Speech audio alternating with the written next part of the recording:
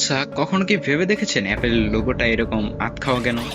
তো চলুন আজকে সেই রহস্যটাকে খুঁজে বের করি। So guys, let's take off. Apple 1976 সালে স্টিভ জবস এবং তার এক বন্ধু মিলে শুরু করে এই অ্যাপেল কোম্পানি, এবং 2007 সালে তারা প্রথমবারের মতন বাজারে নিয়ে আসে অ্যাপেল ফোন, অর্থাৎ iPhone. This is what iPhone is. Okay? তবে আজ আমরা এ বিষয়ে গভীরে যাব না। আজকে আমরা কথা বলবো অ্যাপেলের লোগোর বিষয়ে। তবে একটা কথা বলে রাখি, অ্যাপেলের লোগোটা কিন্তু শুরুতে এরকম ছিল না। অ্যাপেলের লোগোটা প্রথম দিকে এরকম ছিল, যেখানে ভাই দেখতে পাচ্ছেন একটা পুরো আপেল গাছ এখনো, তার নিচে বসে আছে আমাদের নিউটন কাকু।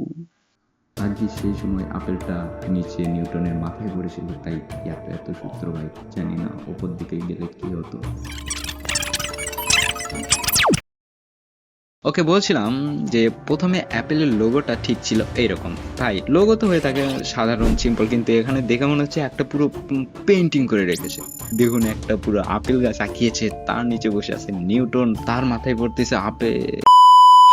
তাই স্টিভ জবস এই লোগোটাকে চেঞ্জ করে ঠিক এরকম পুরো একটা আপেল বানিয়ে ফেলে। কিন্তু এরপরে প্রবলেম হয় আরেকটা, এরকম লোগো বানানোর পরে সবাই এটাকে টমেটো, অরেঞ্জ ইত্যাদি ইত্যাদির সাথে গুলে ফেলতে শুরু করে। তাই স্টিভ জবস অনেক ভাবনা চিন্তা করার পর অ্যাপেলটাকে একটা কামড় দেয়। কামড় দেওয়ার সাথে সাথে অ্যাপেলটা এরকম আতখা হয়ে যায়। সো গাইস, এই ছিল অ্যাপেলের লোগোটা এরকম হওয়ার কারণ। আর আপনার কি মনে হয় কমেন্টে জানাবেন। আর গাইস, ভিডিওটি যদি ভালো লেগে থাকে এখনই ভিডিওটি সাবস্ক্রাইব করে চ্যানেলটিকে লাইক করবেন। ভিডিওটি যদি ভালো লেগে থাকে তাহলে চ্যানেলটিকে লাইক করে ভিডিওটিকে সাবস্ক্রাইব করবেন। আরে ভাই কি সব বলছি। ওকে, এবার আর কোনো ভুল হবে না, স্টার্ট।